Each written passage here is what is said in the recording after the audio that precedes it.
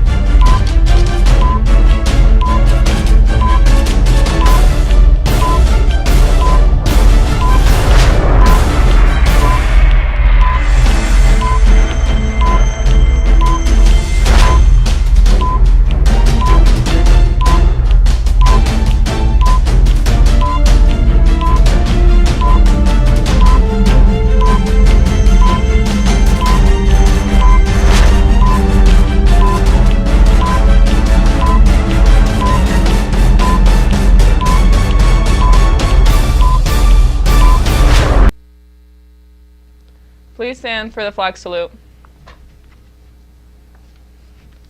I pledge allegiance to the flag of the United States of America and to the republic for which it stands, one nation, under God, indivisible, with liberty and justice for all.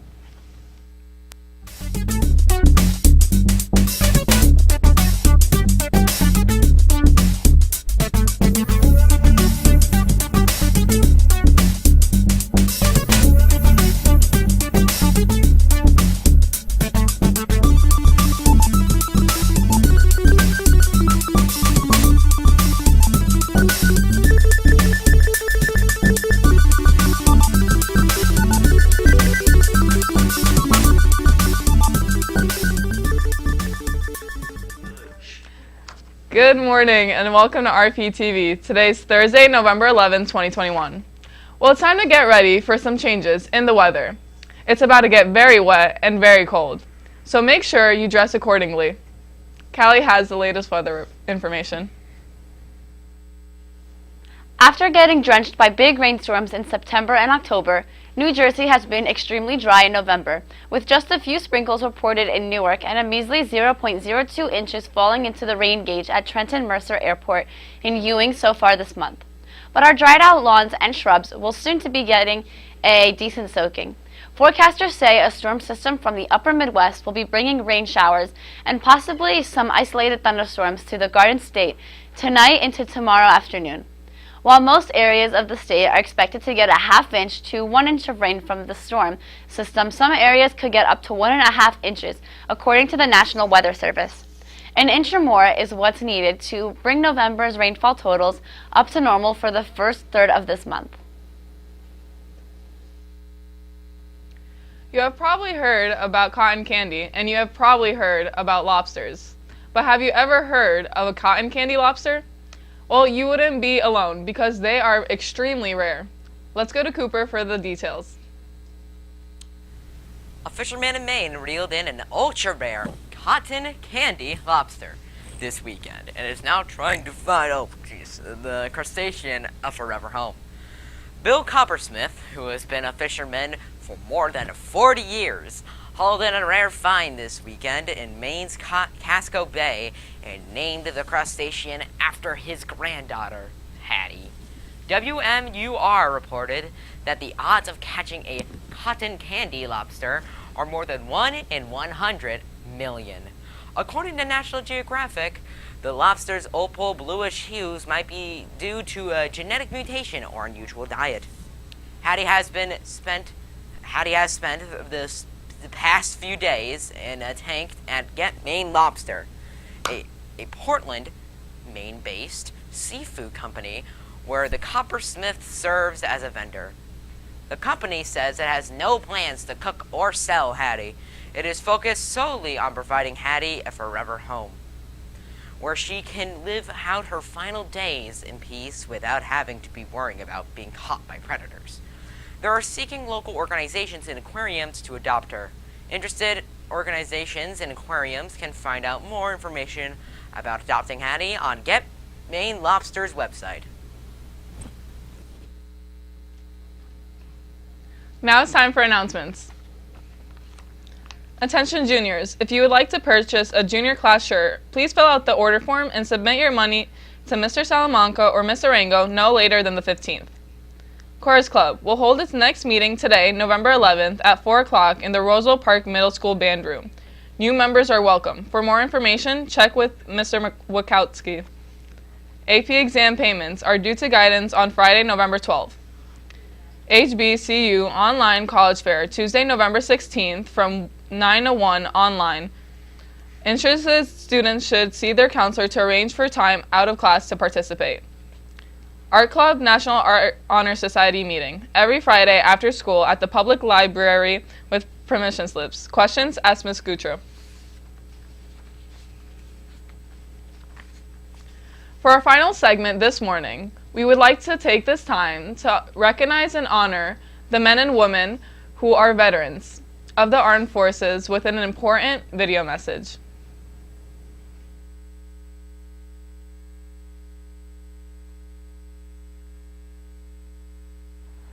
Veterans Day is November 11th.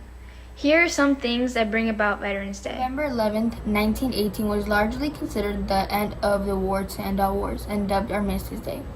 In 1926, Congress officially recognized it as the end of the war, and in 1938, it became an official holiday, primarily a day set aside to honor veterans of World War I. But the World War II and the Korean War happened, so on June 1, 1954, at the urging of veteran service organizations, Congress amended the commemoration, yet again by changing the word armistice to veterans so that the day would honor American veterans of all wars. Congress signed the Uniform Holiday Bill in 1968 to ensure that a few federal holidays, Veterans Day included, would be celebrated on a Monday. Officials hoped it would spur travel and other family activities over a long weekend, which would stimulate the economy. Within a few years, it became pretty apparent that most U.S. citizens wanted to celebrate Veterans Day on November 11th, since it was a matter of historic and patriotic significance. So on September 20th, 1975, President Gerald Ford signed another law, which returned the annual observance to its original date starting in 1978. Veterans are special because they leave their families to fight for our country, for our freedom. They fight for us, their kids, their husbands and wives, and for the world. Veterans are special because they put all of our needs before theirs so we can live another day in freedom. The color purple represents Veterans Day. They chose purple because it's the blend of red and blue. Red and blue are two of the colors on our flag.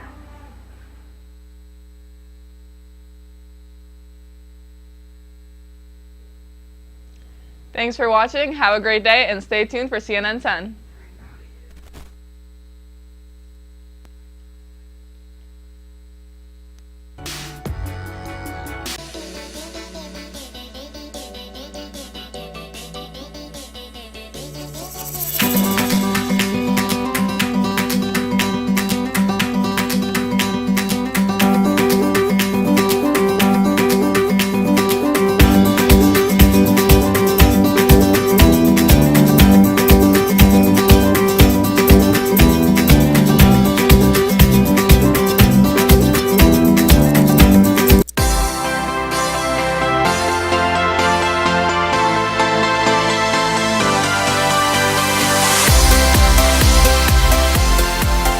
Thanks for watching CNN 10 on this Veterans Day, November 11th. We'll be discussing that a little more in a few minutes.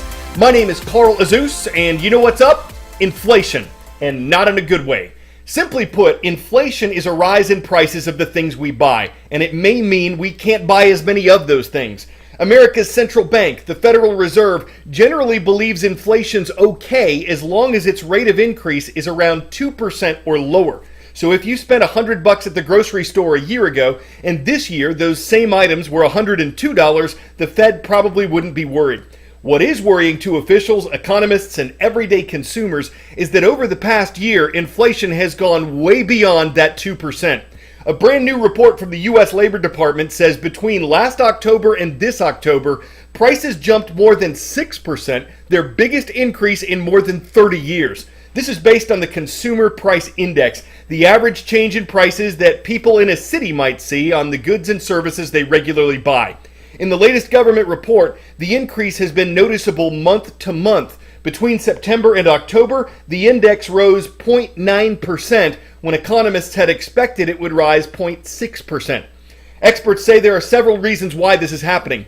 Demand for goods is high as the U.S. economy continues to climb out of the effects of the COVID pandemic. There are shortages in a number of materials used to make the things we buy. There are problems in the global supply of goods, which in many senses is like a sink with a slow drain. And the costs of energy have been skyrocketing, growing 30% over the past 12 months. This is a historic inflation report and is landing just before the holidays. Now, everyday Americans are getting squeezed by higher prices, and unfortunately, the numbers are all moving in the wrong direction. Consumer prices were up by 6.2% in October from the year before. Not only is that an acceleration from the elevated levels during the summer, it is the highest gain in 1 month since November of 1990. Now, month over month, prices were up by 0.9%. That is more than double the rate in September. And no, this is not just about gas prices. If you strip out food and energy, core prices were up by the most since August of 1991. Now, let me walk you through some of the individual items, particularly electronics, that have gotten more expensive due to surging demand, supply chain issues, and computer chip shortages. Look at computers and smart home assistants up more than 8%, televisions up more than 10%, washers and dryers up nearly 15%. Now, some electronics have actually gotten cheaper. Smartphones in particular, they're 20% cheaper than a year ago. And I should emphasize that these are national prices, not necessarily what you would see in individual stores like the one I'm in right now in Best Buy. Best Buy says that for its perspective, inventories actually look pretty good. That's because they've been working with partners.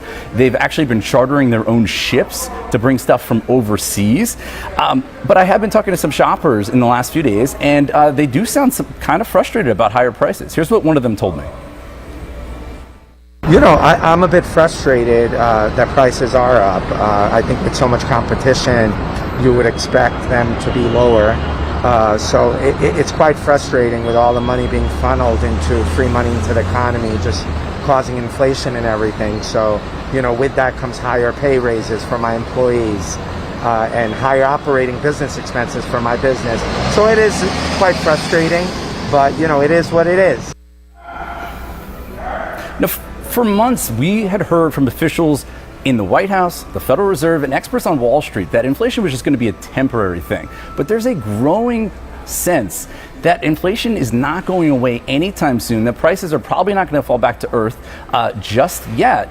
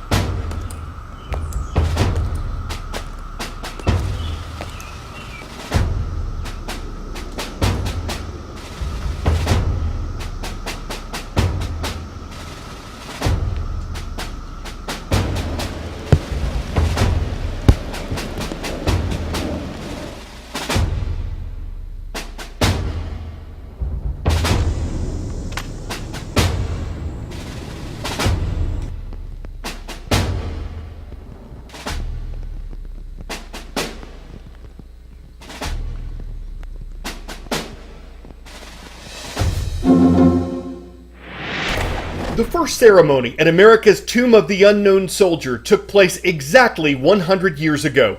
It was held in honor of a soldier who'd fought in World War I, and the event was attended by President Warren G. Harding and more than 100,000 people, according to the United Press International news agency.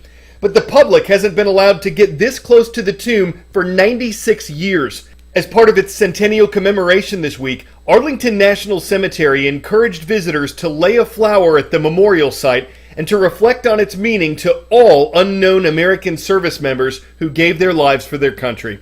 When the tomb was completed, November 11th was known as Armistice Day, named for the event that brought an end to the fighting in the First World War. In 1954, the name was formally changed to Veterans Day, and now the holiday honors everyone who's served in America's armed forces.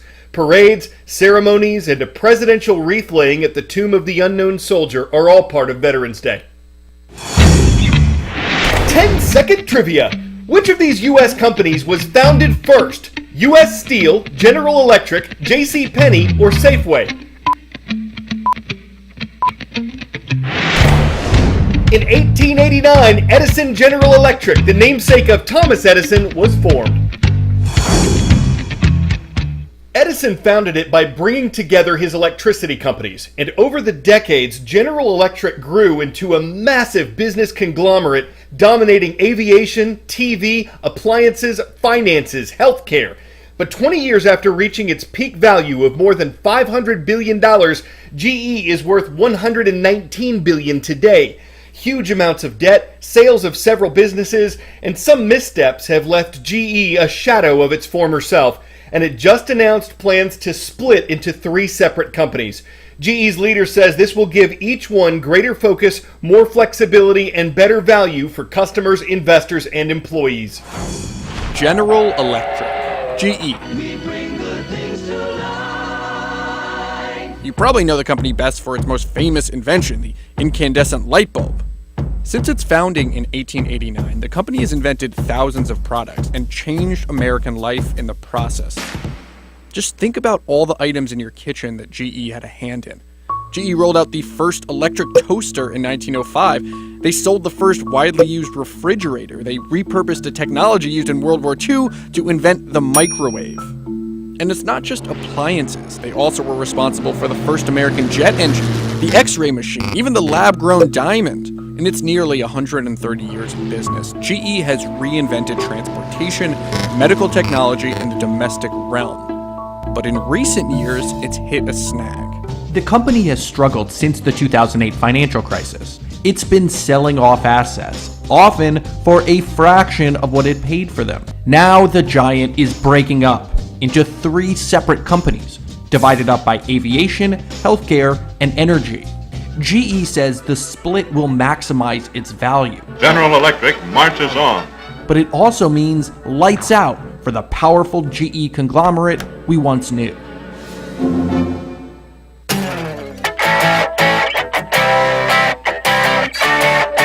Why would someone want to make a skateboard out of pizza? Simple. I skateboard for like 18 years now. So I was like, pizza, skateboard, pizza, skateboard. It starts with a real slice of pizza. It's covered with a plastic resin and allowed to harden. Add polish, trucks, and wheels, and you're ready to shred like mozzarella. Don't know how it rides, but it costs $800 if you want him to bake you, then make you your own. Now, some folks are going to be blunt and say it looks fakey, but like pizzas, all the boards are boneless, and if you add anchovies, they come with a built-in stalefish. So slap on your pepperoni pads and drop back into playing with your food, because even if you're a complete poser and you faceplant into your deck while trying to grind, at least you'll have something to eat. I'm Carl Azus, and today's show goes out to our veterans, those who have served or are serving, and those related to America's men and women in uniform. Thank you for your service to our country.